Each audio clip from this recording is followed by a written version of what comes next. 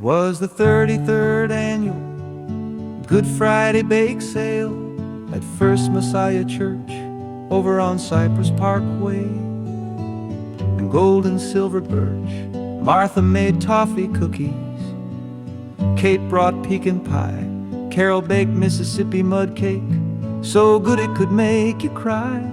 Aunt Shirley and Sue Ellen were heading up the show, dressed in their Good Friday best, feeling blessed from head to toe.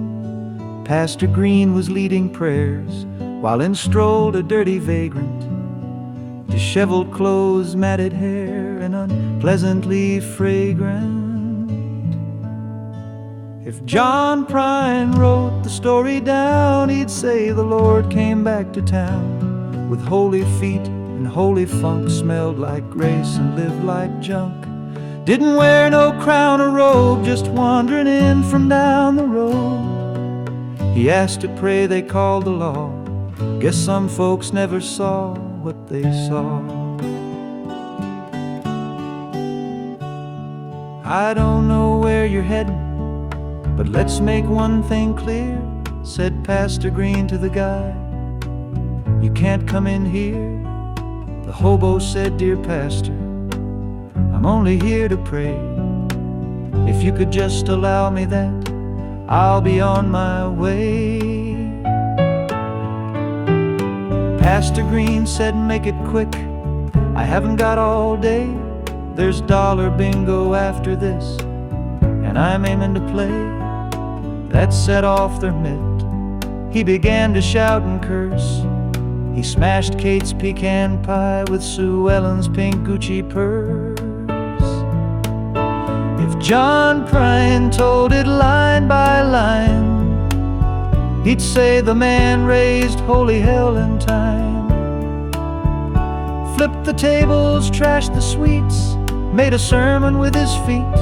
A homeless rebel with some fire, reeked some old-time gospel lyre. He asked to pray, they called the law. Guess they missed the miracle they saw. He stomped on all the cupcakes, then overturned the tables. He cussed out Sister Evelyn, he flipped off both the Mabels. He threw Carol's cake against the wall and all the money in the street. He crumbled Martha's cookies for the mice and birds to eat. Pastor Green called Sheriff Law and said, I don't mean to be snippy, but you need to get down here right now, 'cause we got a crazy hippie. Sheriff Law tased and cuffed the guy so justice could prevail. Then he escorted the hobo straight to Cross County Jail. But Monday morning came and went, and dawn lit up that cell. The door swung open, empty, bare, no stories left to tell. The sheriff asked the inmates there, did he just walk out free? They said he left on Easter morn, on his own recognizancy. If John Prine wrote the ending verse, he'd wrap it up with wit and worse. Said heaven don't care what shoes you wear, just who you feed and how you care.